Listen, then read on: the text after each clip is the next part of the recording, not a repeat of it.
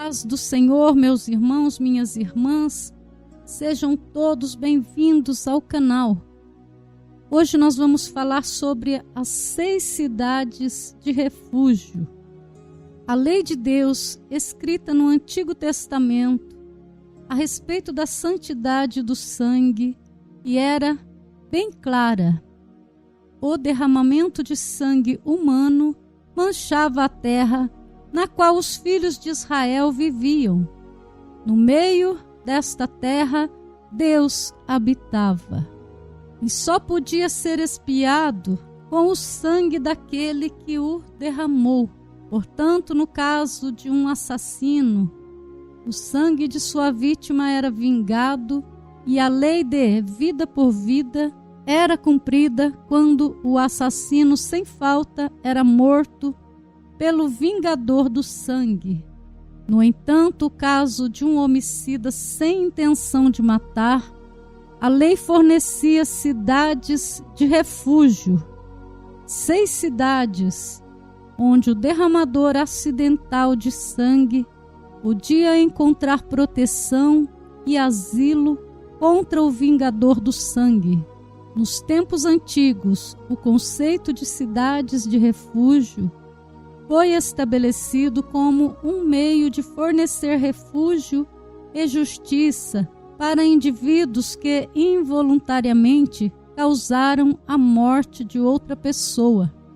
Essas cidades serviam como refúgios seguros, onde o acusado poderia encontrar proteção contra familiares ou amigo do falecido, em busca de vingança. Deus ordenou a Moisés que designasse 48 cidades entre as tribos que receberiam herança.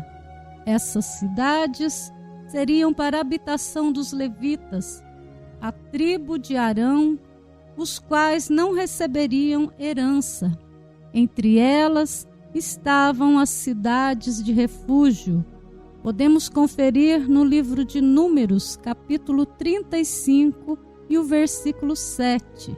O estabelecimento dessas cidades de refúgio encontramos no Antigo Testamento, no livro de Números, capítulo 35, a partir do versículo 9, e no livro de Josué, capítulo 20, versículo 1 ao 9.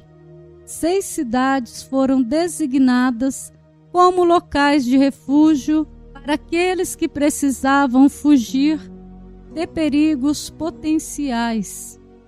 Essas cidades estavam estrategicamente localizadas em toda a terra de Israel, para garantir a acessibilidade para os indivíduos que buscavam refúgio.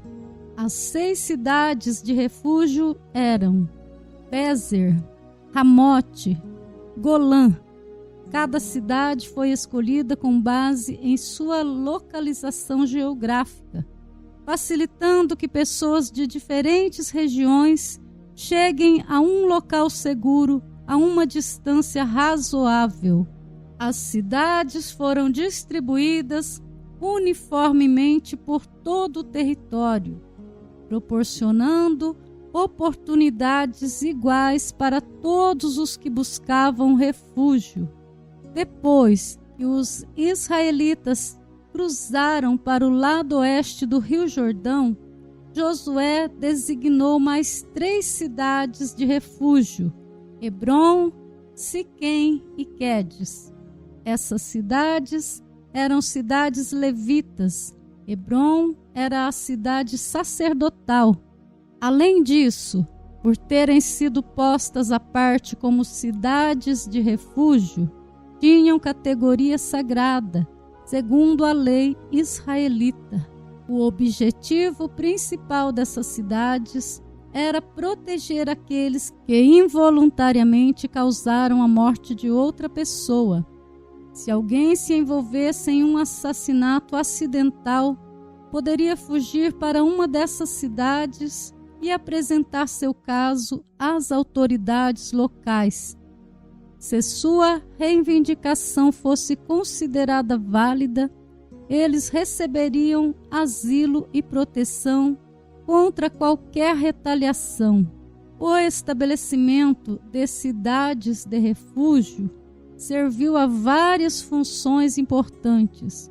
Em primeiro lugar, impediu o ciclo de violência e vingança ao fornecer uma alternativa ao derramamento de sangue.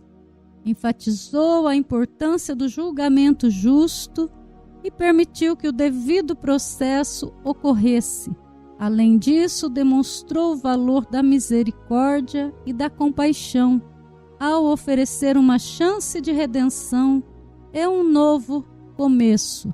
Embora a prática de cidades de refúgio não seja comum em tempos modernos, os princípios de justiça, proteção e misericórdia ainda permanecem. O conceito serve como um lembrete de que, em tempos de conflito, é importante priorizar o bem-estar e a segurança dos indivíduos, mesmo daqueles que podem ter causado danos involuntariamente. As 6 cidades de refúgio simbolizam a importância de estabelecer uma sociedade que valorize a compaixão, o perdão e a proteção da vida humana. Eles são um testemunho da necessidade atemporal de equidade, justiça e empatia em nosso mundo, lembrando-nos de nossa responsabilidade coletiva de criar uma sociedade mais segura, com igualdade para todos. Chegando à cidade de refúgio, o fugitivo devia ser recebido hospitaleiramente e devia expor seu caso aos anciãos junto ao portão da cidade, para impedir que assassinos deliberados se aproveitassem desta provisão. O fugitivo, depois de ter entrado na cidade de refúgio, tinha de ser julgado junto aos portões da cidade, que tinha jurisdição sobre o lugar onde ocorreu o homicídio, para provar a sua inocência.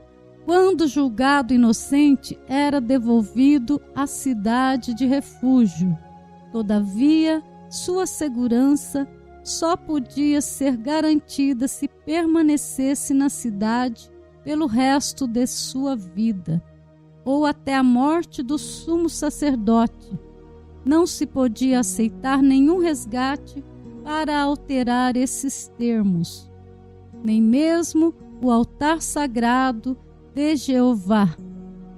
Deus provia proteção aos assassinos, como foi ilustrado no caso do comandante Joabe, comandante do exército do rei Davi. Havia também uma lei que alguém que fosse inocente poderia entrar no templo e segurar nas pontas do altar. Está registrado no livro de Êxodo, capítulo 21, versículo 12.